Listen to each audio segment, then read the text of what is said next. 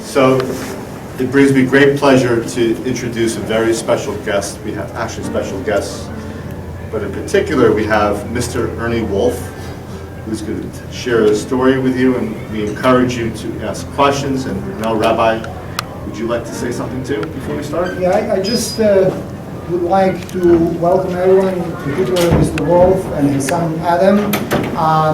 They came to us to share an unbelievable story that unfortunately many Jews went through. I don't want to tell you much because I think you should participate. I had the pleasure for a few minutes to speak to Mr. Wolf before, so he is quite. He's going to inspire you, and also I would like to welcome Rabbi Horowitz in the back, and Adam also. Adam, we also looking forward to hear anything from you. I just drive. All right. Thank you. But I just wanted to tell you that this young man, Kushner Yeshiva is one of the few high schools that have such a strong Holocaust program. So this young man took perhaps a responsibility upon themselves to learn more about the Holocaust, which is always very difficult, especially at this young age. So I've been privileged myself to teach them a little bit from the beginning of the year. So I'm looking forward. So the way we wanted to structure it is that we'll have questions, and then we'll switch at one point in time, and feel completely free to. So welcome.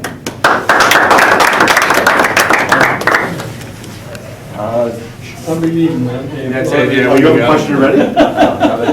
You want to start with the questions? Yeah. Okay, We have, so they'll start with the questions, and then you can. Oh, is that okay, Adam? Yeah, it's fine. Okay, go ahead. I should keep the seat. Yeah, just listen to the questions and answer them. All right. Good afternoon. My name is Michael Nemiroff. I want to thank you again for coming today for this project that we're doing. I would like to begin asking you a couple questions about before the war. Where were you born?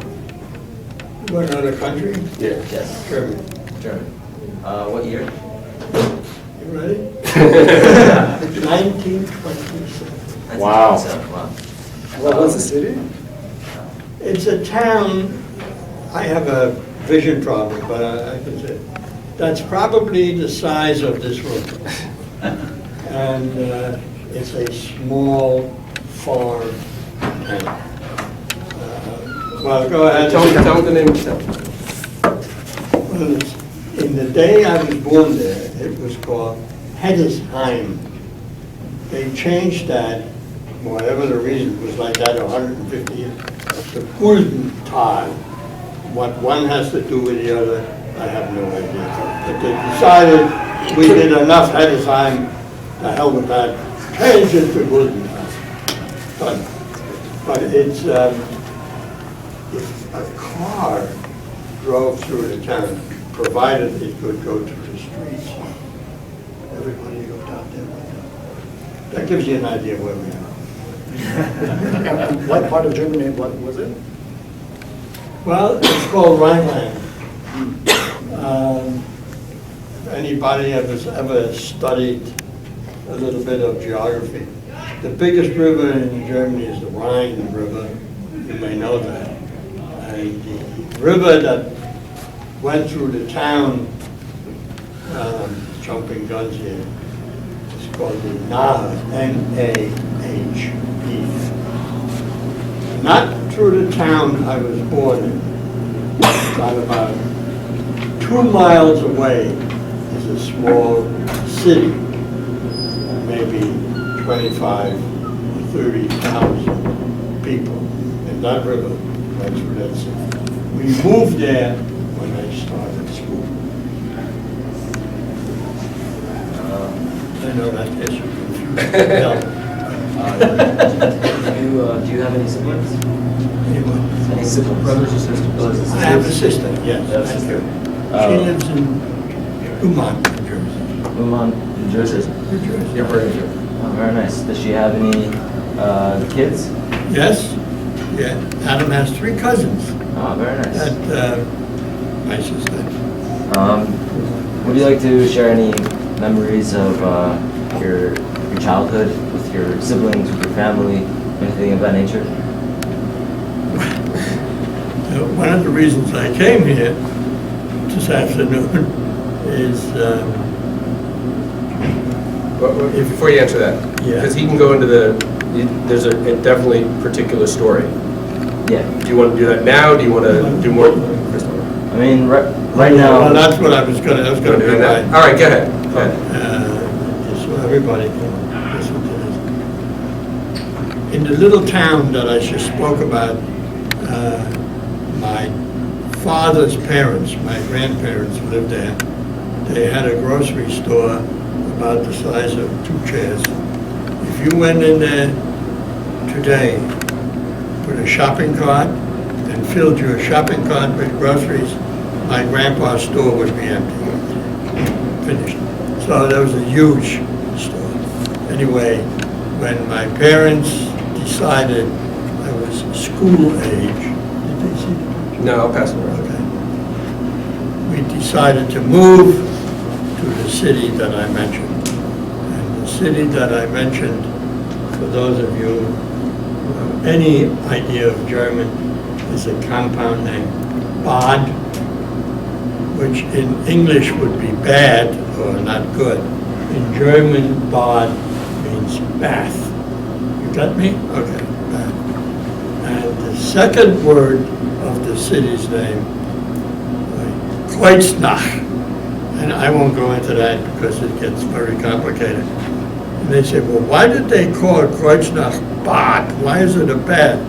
Because in the Middle Ages, people who fought local battles went walking to battle back from battle, and they came to this crossing.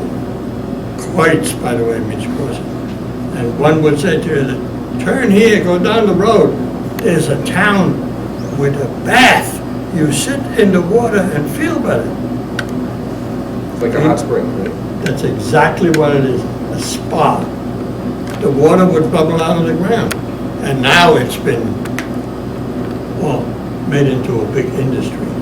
And people go there, spend a week in a hotel, and sit in baths they make. Okay, so that's, how the hell did I get there? Okay, anyway. Hold on, no, Chris. Well, that was gonna be my, Okay, we'll wait on that. I think that's good. Let's go that direction. All right, go ahead. after we moved from the little hick town to the small city, I started school, and I'm sure all of you heard the expression anti-Semitism. I used to walk to school. I was then, 10, 11 years old. I guess I was then. I started school when I was 6, and would walk about 3 blocks to school. Traffic, nothing to worry about like today. But I had to cross a bridge, and the river that I mentioned before was over that bridge, or under that bridge. And to make a long story short, on one end of the bridge was somebody help me out, a case that people could stop and look in. It was on a support with a glass door. In the town square.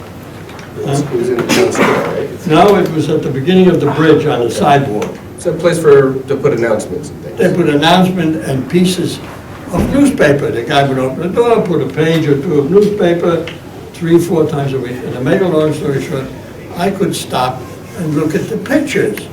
And one of the things that came to tell my mom was they had, I guess the word is a caricature, of Jews, especially men, with a nose half the size of their face, with teeth sticking out of their mouth and saliva dripping onto their chin or beard or whatever.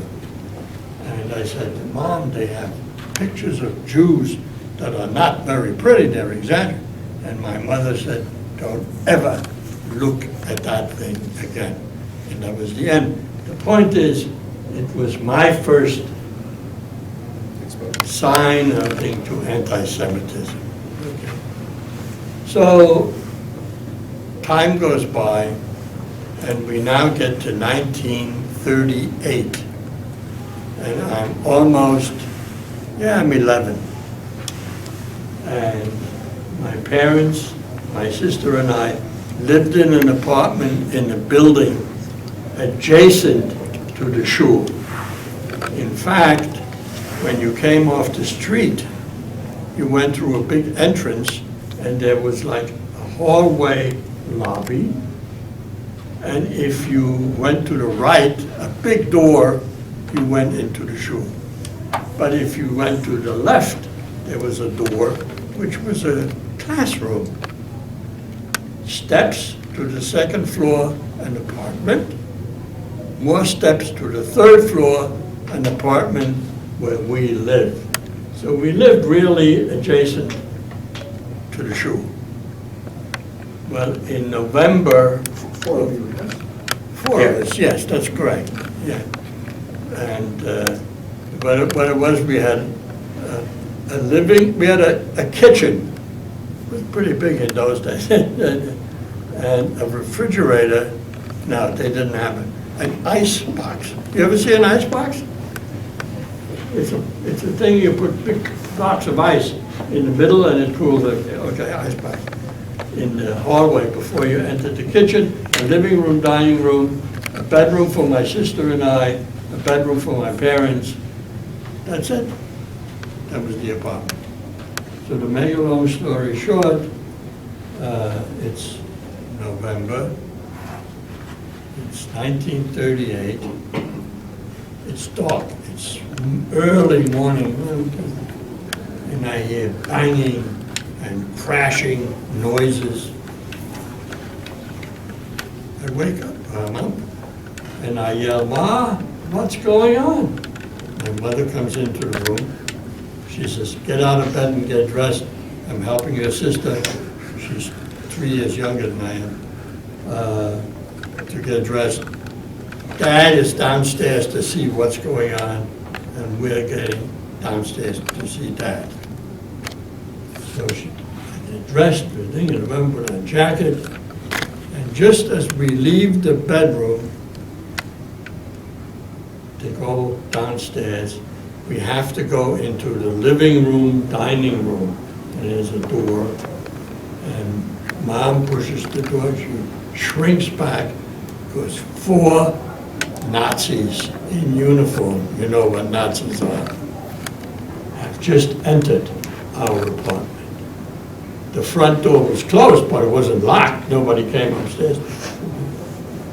And he tells, my mother says, "What's going on? What are you doing here?" And he says, "Get out."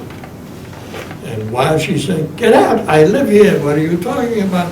And these are my children." And as they're having this conversation, 3 of them carrying pickaxes and axes start smashing the furniture in our living room, dining room. Glass is flying on.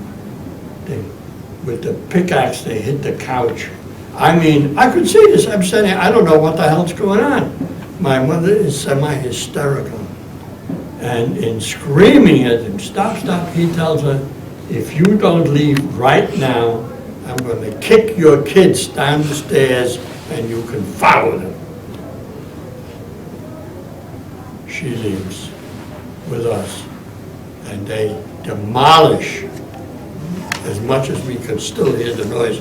Once we went down a few steps, we couldn't see anymore. When we get to the second floor, where I said there was an apartment, the same thing had already happened in an apartment below us. We go to the main floor, the hallway was there, and the door that I said, the big door to the shul, was open.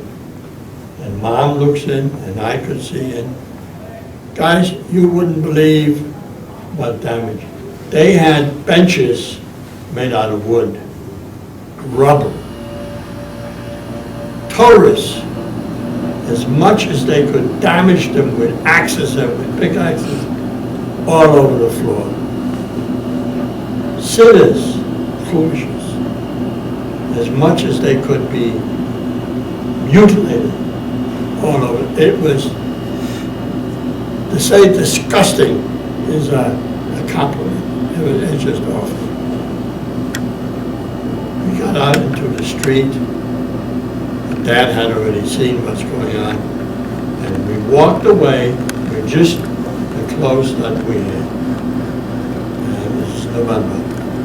And by luck, and by, well, to me it was more by luck,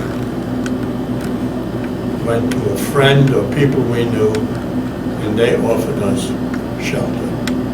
I'll stop there because there may be somebody else that has, but if you heard of the, what's the name? What happened? Did you ever go back to the apartment after? No, my parents did. I never went back. In fact, after a few days, the Jewish people of Bad Kreuznach started, we couldn't go to school anymore. In fact, we couldn't leave the house by ourselves anymore. I mean, I was 11. We were confined to the house. The Jewish people started, they had rented a room someplace, or somebody offered them a room where they could have a teacher that could teach Jewish kids whatever they could teach kids in that day. So my mom and my dad would take my sister and I to this room. It was about a block and a half away, and we get picked up when time, school was done for the day. That went on for about 3 weeks. So did you have any non-Jewish friends Growing up. growing up? Yeah, we had some, but you see, once this, I'm trying to KristallNacht. Now there's another word, see what's happening. The fact that this was done against the Jews was KristallNacht. Jews and non-Jews separated like oil and water. Non-Jews who were favorable to Jews and liked Jews and had friends that were Jewish were now afraid of the Nazis. Oh, you hang out with Jews? You're no good either. So they kept a very low profile and stayed away. So yes, when I went to school, I had non-Jewish friends maybe, and even after school sometimes. What people did, remember in those days, I'm talking about 1933, television wasn't invented yet. We had a radio, but only my parents would listen to music in the evening. During the day, it wasn't like that. There was nothing like it today. So we had a radio. And what we do, because I told you it was a bath city that we lived in, there were parks that people could sit in, and they had spa where people could take a bath if they wanted. But my parents took my sister after dinner, and they would walk down through the park section, and that was entertainment for the day. And then we make a U-turn and go back home. All right. Can you describe Shabbat with your family before the war? Shabbat. Yeah, Shabbat, sure. In essence, to what's happening here, and I don't know about this shul, but our shul in Rutherford, New Jersey, and Rabbi Kirk, and we lived right near above, in an adjacent building, but we go through out the street in the same lobby hall that people went to shul. you know.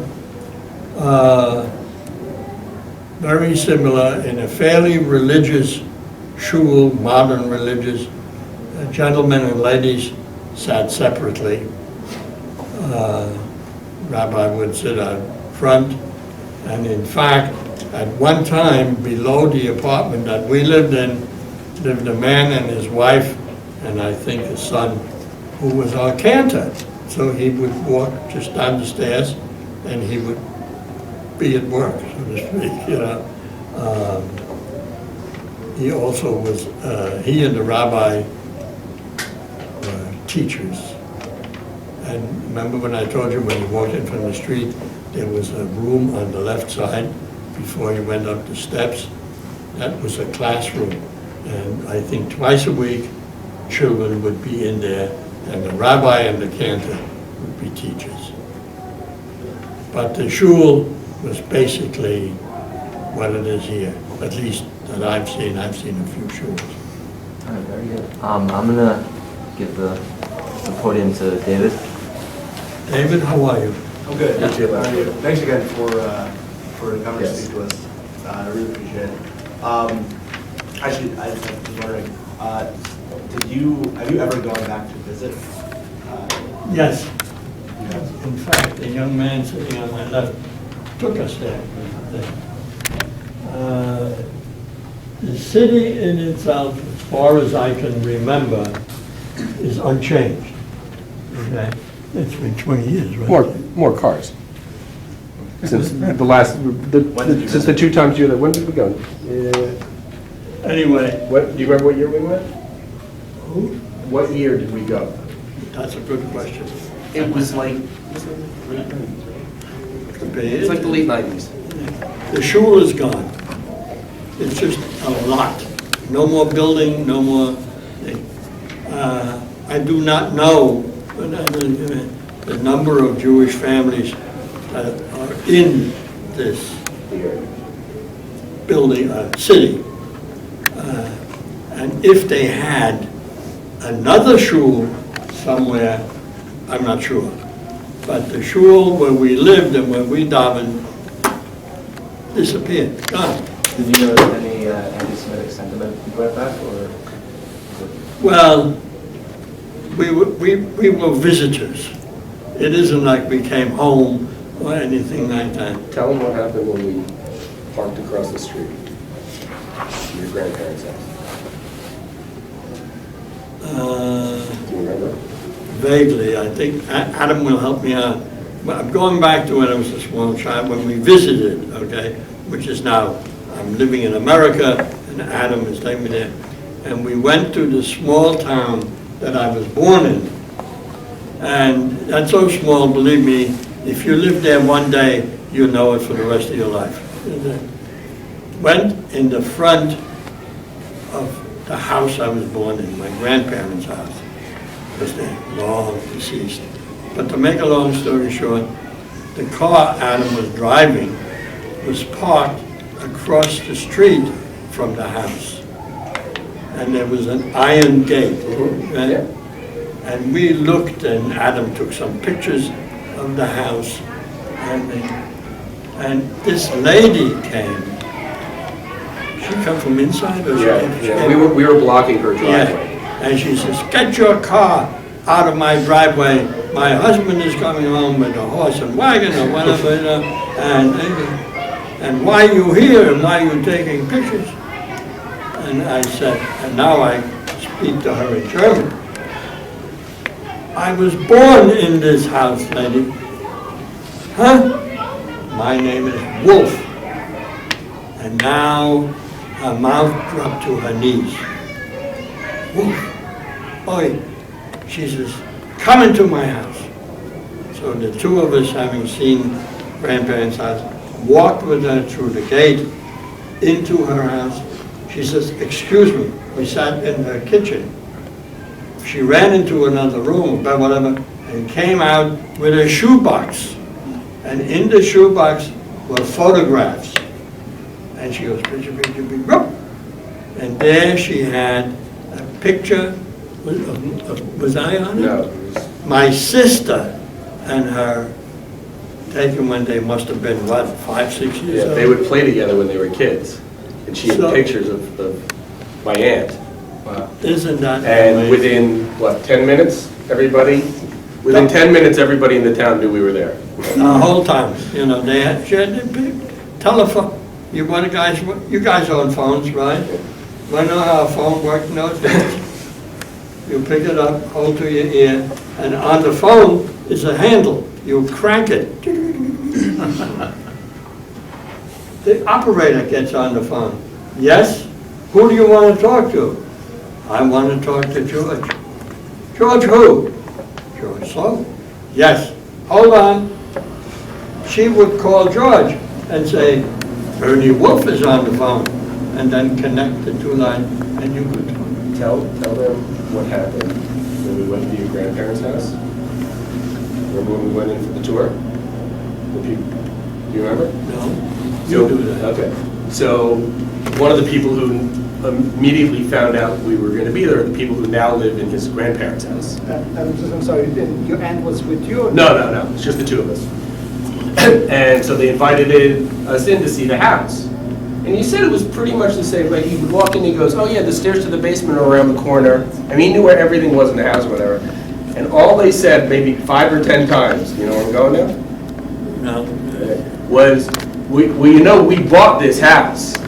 You know, it was, like, yeah, sure you bought the house. Who'd you buy the house from? Because the house was taken from his grandparents during the war. But they were all like, we just want to let you know, we bought the house, we paid for it. So they were very Cautious. very, very cautious, very, look, yeah, everything's legit, Well, they thought, They thought we were coming back for the house. well, that, there's a name of a movie once about something that happened is now coming back. Well, But a small town, when Adam and I were there, and that lady made a few phone calls. Yeah, that was it. Everybody came out to see it, There wasn't anybody who could walk pretty much. was on the street, and then you couldn't drive a car, forget about it. You never saw a car. If a truck came through, you ever see a cobblestone street? Those round stones that you walked on?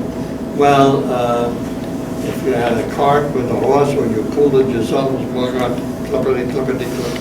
But if somebody came with a car or a truck, the whole town would look. Back then, but when we went back, it was much more modern already. Yeah, well, that, Yeah, but I'm going back to the original, yeah. So you left this town, how old were you? When you left? When- 6. So 5.5, something. And then go to school. to Bad Kreuznach, yeah. And there, how many years you spent there? Oh, boy, let's see now. Easy. When'd you come here? Now there's a Oh, yeah, France in between. When'd you go to France? 1938 So after, is when the Holocaust occurred.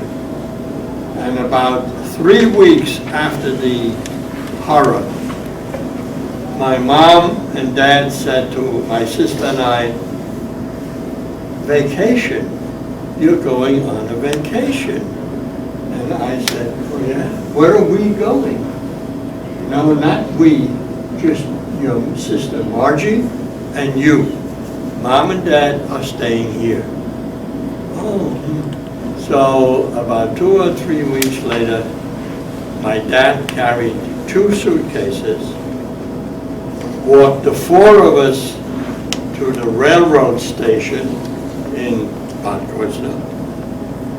Got to a platform, and I see other kids. Some of them I knew from school, with their parents, and why are they here? They're going on vacation too. To make a long story short, a train was already parked, but the doors opened. Nobody in the train. And they said, all right, you kids in the train. And we walked in the train, and when the compartment was full, they closed the doors. But the window was still open, and the parents were standing outside of the door. And we schmooze, talk. And after a maybe half hour, a lady walks in and she says, I'm going to ride with you guys and I'm going to take care of you and we're going to lock the door, close the windows, and wave goodbye to your parents. And so we did, and after about 10 minutes, very slowly, the train began to move. And I said 1938? Yeah.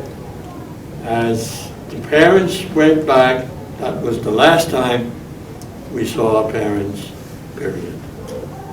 So the train was rolling, I forget for how long. I'll tell you where it stopped. You ever hear of Strasbourg in France? When the train stopped, people opened the doors, and this had all been arranged before. The children that were on that train had made, their parents and the Jewish congregation of Germany had made arrangements with Jewish people in France, especially in Strasbourg, because that's on the borderline of Germany and France. And each one had a piece of cardboard with a name or two names written on it. There's the one. And there was a man standing there with the name Ernie Wolf. So he's got my name, right? And I guess, I don't know what other word I could say, he adopted me temporarily from then on. You and your sister were separated? I'm sorry, yeah, You and your my sister- sister, is that, you have to Yes, go yes, with? yeah, yeah. When, I found out shortly thereafter, shortly meaning within a week. And she had gone to a orphanage with other children, because they really probably didn't have enough individuals that offered asylum. What Yes, she waved to her. What about when the Germans invaded France? Did that- I'm sorry? When the Germans invaded France, that changed your situation? Oh, that's a whole other story. No, so, Mr. Wolf, so now you're 11 and you're in Strasbourg. Yes. How long you are now with this family? Well, the family was a gentleman in his 60s. He was a widower. And a son, a grown-up son, maybe in his 30s. And they had a housekeeper. It was they had a How old did you say then? a brush. I'm trying to think now. Or what About a happened? year and a half. And I think that at home you only spoke German Correct. with your parents. No Yiddish. Was there any No Yiddish, no. But now when you're in Strasbourg, Yeah. Now, the people that Mr. Kahn, or Cohen, his name was Kahn, had spoke German and French. So he spoke to me in German. And about a week after we had a room and everything, he says, you have to go to school. And you're going to speak French. And by now, I go, oui, and non, you know. So, in Strasbourg, or at least in the school that was closest to where we lived, was a Catholic school. And the teacher was a nun. Okay. So first day, they bring me to school, and I'm sitting with the other, I think it was just boys. The nun walks in, everybody stands up, and she recites a Catholic prayer. I don't know what's going on. After about 5 minutes or so, she says, "Asseyez-vous," we sit down, and she begins to teach. And I get about 2 words out of 400, so I'm looking at the ceiling, at the floor, left to right, because she's talking, I don't know what the hell she's saying. When class was finished, she says, Ernest Wolf stayed a few minutes. So the other kids ran out, I stayed, and I never forget. she came to me, put her hand on my shoulder, smiling, and she says, "Welcome to the school. I know that you are Jewish. From now on, you come 10 minutes later, so you don't have to sit and stand and go through this prayer routine. And then you come in, sit down, and we do school, and you will learn French in no time." And, you know, that's what I started to do. I said, I come a little late, I don't have to go through the religious part, and we got into school. And by the time, I don't know, a few months went by, I could speak French as good as the teacher, or better. Yeah, whatever.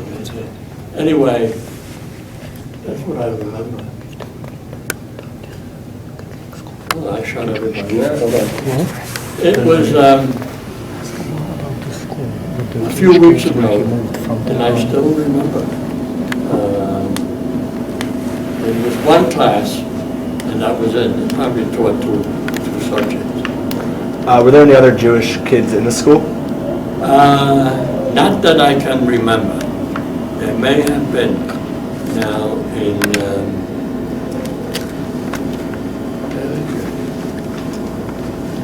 So you were kind of like hidden there, no? Or Well, were the other boys knew that you're Jewish? Well, they knew.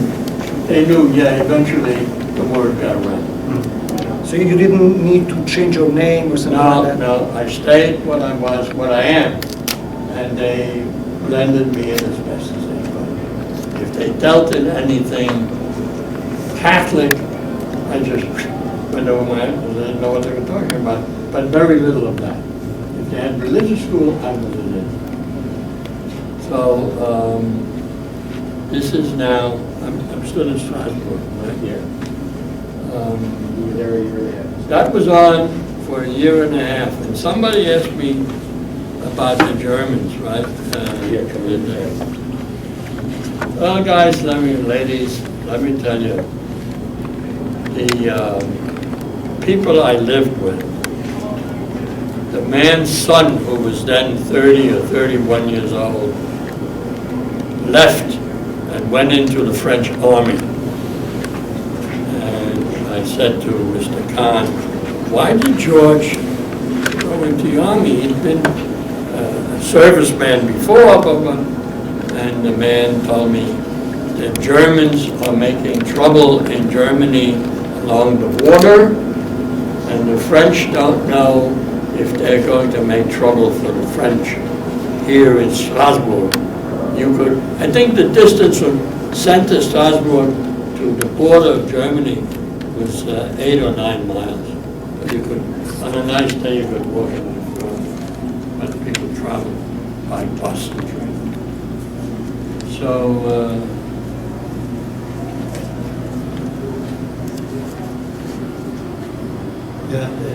finally, the man I lived with said, George is in the French army. I sold the business, and we're leaving Strasbourg to stay away from the Germans. And I don't know if he wrote a letter to my parents, and he called, I think he called the place where my sister was, and they told him they've made plans for the orphans there and visiting children. So one day, he packed a suitcase, and I had a backpack, and we walked from his apartment, whatever, except for money, which I assume he had in his pocket, and his suitcase, 2 suitcases. We walked to the freight part of the railroad station, which was 2 blocks away. And we walked to the stairwell, up the stairs, came to the railroad platform for freight trains, and there was a freight train parked there with doors, you know, that slide. You guys all seen freight trains. And there are people going in and out of these box cars and in and out. And he says, come on, Ern, we're going in this car. So we go into this freighter, this box car, and there are people already sitting there. Some have blankets on the floor, and he put the suitcase down, and he sat on the suitcase, and I put my backpack down, and he says, we sit here and see what. After maybe an hour, the boxcar was just about filled with people, and the door closed. So people are talking to each other, kids are here and there, and all of a sudden, the train begins to move. I don't remember where food came from. I know my keeper had some sandwich stuff in his bag that he had. And other people had. They lunched on sandwiches and water. And we were on this train for 30 hours, roughly speaking. And all of a sudden, the train stopped. And the door slid open. I don't think anybody has any idea where the hell we are. But we are in the south central part of France. I don't know if anybody here has been to France. I don't know if anybody understands. France, you know, the United States has 50 states. France has, I don't know how many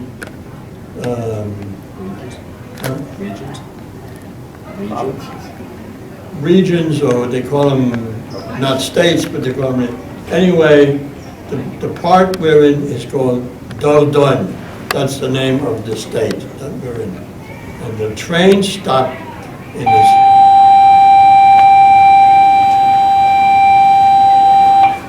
in a town called Montignac. I found out that in that neighborhood, Montignac ends in AC. There's also a Bergerac, a Tradisac, and above all, a Cognac. There is a town named Cognac. So anyway, we were on the railroad station, and he said, the man I'm with said, well, we got to get a place to sleep, and we have to go into town, which is like from here to there.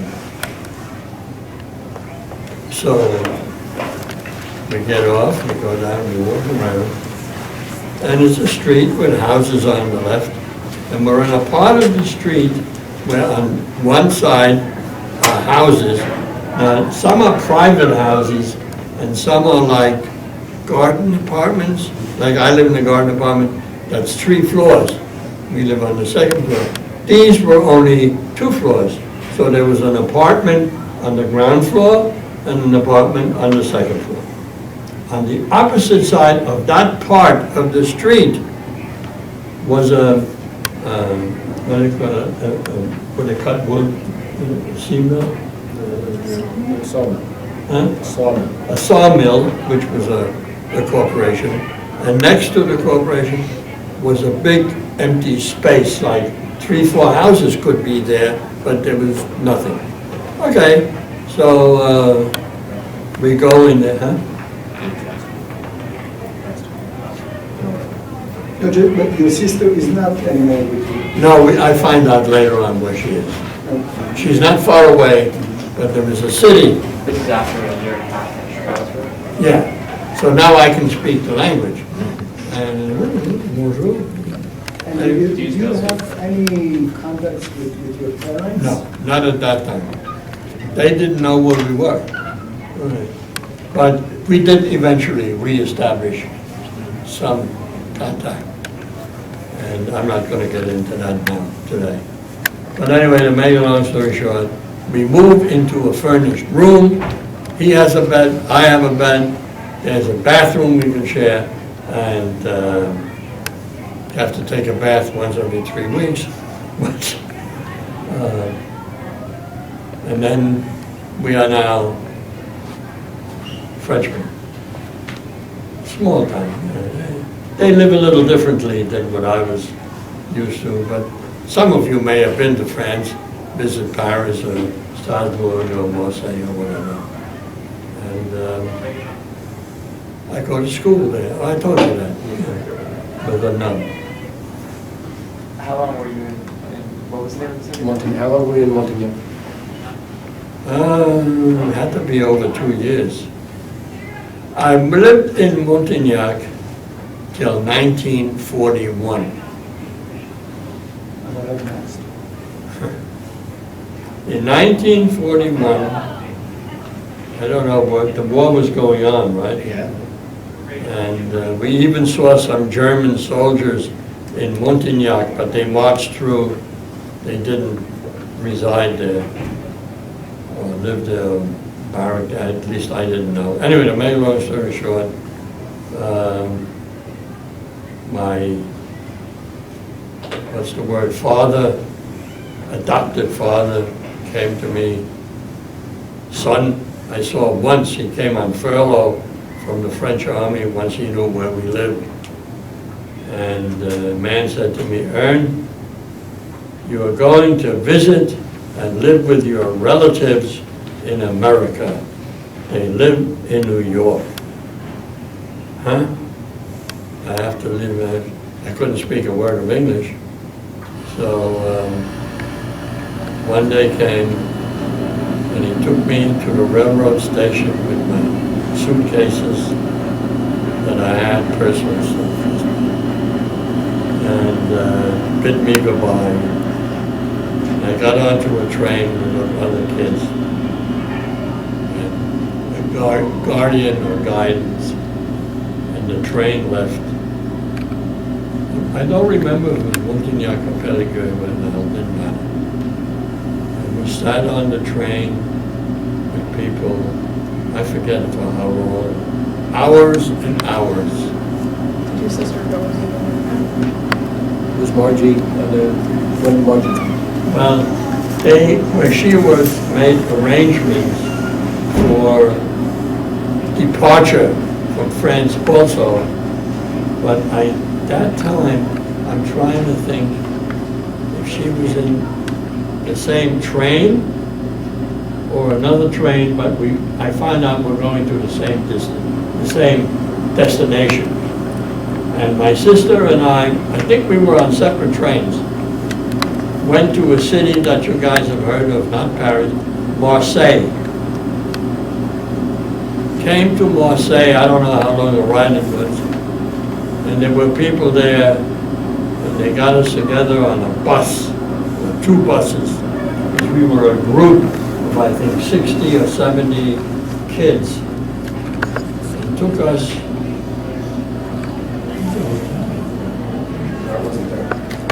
I think it was a hotel that had made arrangements, Jewish organizations, French, for 50 or 60 or 70 children for a day or two till they sailed on a ship. But we didn't sail on a ship.